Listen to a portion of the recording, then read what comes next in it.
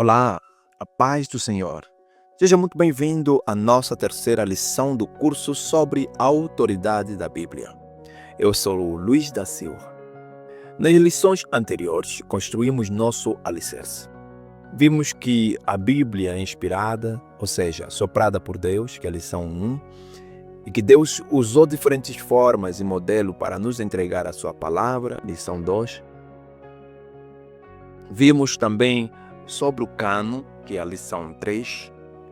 Hoje vamos colher o fruto mais importante dessa semente.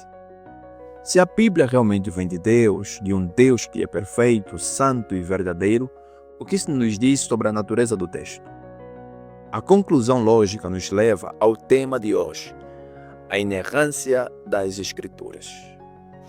A palavra inerrância simplesmente significa sem erro, mas essa doutrina é frequentemente atacada e mal compreendida. Críticos apontam supostas contradições, erros científicos ou históricos. Então, a pergunta que vamos responder hoje é: podemos realmente confiar em tudo o que a Bíblia afirma? A Bíblia é totalmente verdadeira e livre de erros? Vamos mergulhar neste tópico vital para a nossa fé.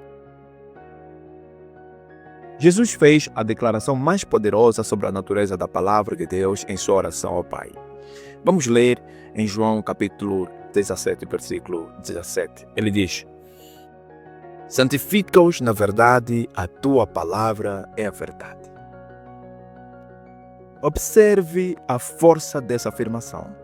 Jesus não diz que a palavra contém verdades, ou que leva à verdade. Ele afirma que ela é a verdade. Essa é a base da nossa confiança na inerrância das Escrituras.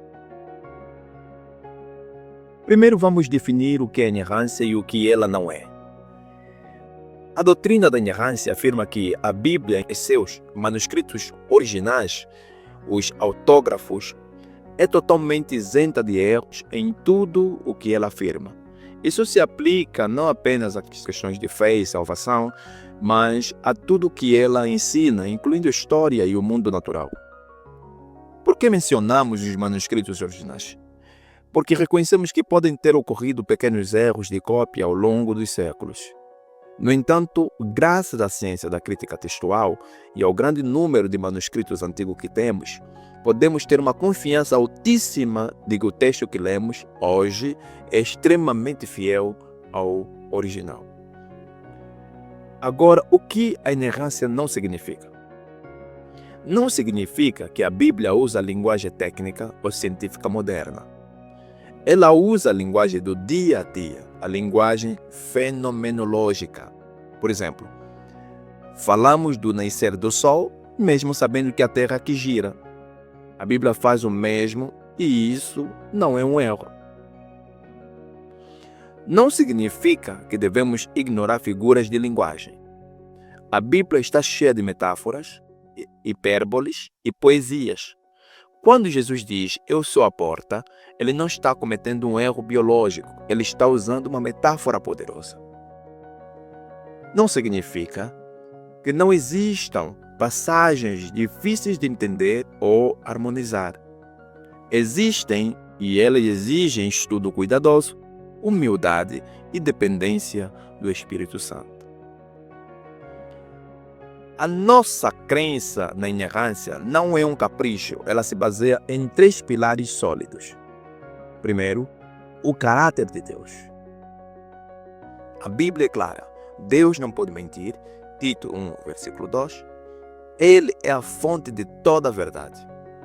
Se a Bíblia é a palavra soprada por Deus, como vimos na lição 1, ela deve necessariamente refletir o caráter do seu autor. Uma palavra de Deus com erros seria uma contradição. Segundo, o testemunho de Jesus. Como Jesus tratava as Escrituras do Antigo Testamento. Ele as citava como autoridade final inquestionável. Ele baseou seus argumentos em tempos verbais, Mateus 22, versículo 32, em palavras únicas e até mesmo em letras, que é Mateus 5, versículo 18. Ele confirmou os relatos históricos que hoje são mais atacados, como a criação de Adão e Eva, o dilúvio de Noé e a história de Jonas e o grande peixe. Para Jesus, a Escritura era totalmente confiável. E se é bom o suficiente para Jesus, é bom o suficiente para nós. Terceiro, o ensino dos apóstolos. Os apóstolos seguiram o exemplo de Jesus. Paulo chama a Escritura de oráculos de Deus, Romanos 3, versículo 2, e afirma que toda ela é inspirada e útil. Eles construíram toda a doutrina da igreja sobre o fundamento do Antigo Testamento e da revelação que receberam através de Jesus Cristo, tratando como a palavra inerrante de Deus. Este é o ponto onde muitos tropeçam. E as contradições? Perguntam os céticos. Vamos abordar isso de frente. A grande maioria das supostas contradições desaparece com um estudo honesto e cuidadoso. Geralmente, elas se enquadram em algumas dessas categorias que eu vou dizer. Primeiro, erro do leitor, não do texto. Muitas vezes, o problema está em nossa falta de conhecimentos do contexto histórico, cultural ou linguístico. Segundo, relatos complementares, não contraditórios. Os evangelhos, por exemplo, às vezes relatam o mesmo evento com detalhes diferentes. Isso não é contradição, é o testemunho de diferentes perspectivas, o que na verdade fortalece a veracidade do evento. Se 4 testemunhas de um acidente contassem a história com palavras idênticas, suspeitaríamos de um conluio. Uso de números redondos ou citações resumidas. Os autores bíblicos, como era comum na antiguidade, podiam arredondar números ou citar passagens do Antigo Testamento de forma resumida, sem alterar o significado. Isso não é um erro, mas uma prática descrita da época. A história da arqueologia é fascinante a esse respeito. Vez após vezes, críticos afirmaram que a Bíblia estava errada sobre um povo, como os hetitas, ou um lugar apenas para a arqueologia. Décadas depois, desenterraram as evidências que provam que a Bíblia estava certa o tempo todo. Isso nos ensina a ter humildade e dar à Escritura o benefício da dúvida. Por que lutar tanto pela doutrina da inerrância? Porque ela é imensamente prática. Primeiro, ela nos dá uma base sólida para a fé. Nossa fé não está suspensa no ar. Ela está ancorada em um documento totalmente confiável. Podemos apostar nossa vida e nossa eternidade nas promessas da Bíblia, porque sabemos que ela é a verdade, toda a verdade. Segundo, ela protege a autoridade da Bíblia.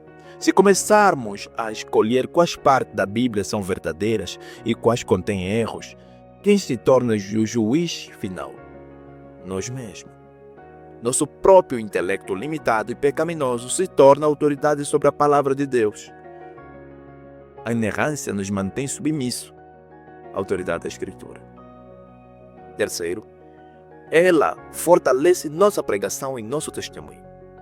Podemos proclamar o Evangelho com ousadia, não como uma boa ideia, mas como a verdade de Deus que tem o poder de salvar. Podemos responder às perguntas do mundo com a confiança de que temos uma resposta verdadeira. Em resumo, a inerrância é a consequência natural da inspiração, porque a Bíblia foi soprada por um Deus verdadeiro, ela mesma é a verdade, livre de erros em tudo que afirma. Essa confiança é apoiada pelo caráter de Deus, pelo exemplo de Jesus e pelo ensino dos apóstolos. O desafio desta semana é de atitude. Ao encontrar uma passagem difícil ou algo que você não entende na Bíblia, resista à tentação de pensar: a Bíblia está errada. Em vez disso, adote uma postura humilde e pergunte: Senhor, o que eu não estou entendendo aqui? Ajude-me a ver a tua verdade nesta passagem. Confie que a palavra é verdadeira, mesmo quando sua mente ainda não alcançou o entendimento completo. Na nossa próxima lição, vamos explorar um tema igualmente poderoso, que é a indestrutibilidade da Bíblia. Se ela é inspirada e inerrante, como Deus garantiu que essa palavra sobreviveria através dos séculos de perseguição e críticas. Obrigado por sua atenção. Que a confiança na palavra inerrante de Deus fortaleça sua caminhada e ilumine seu caminho. Até a próxima.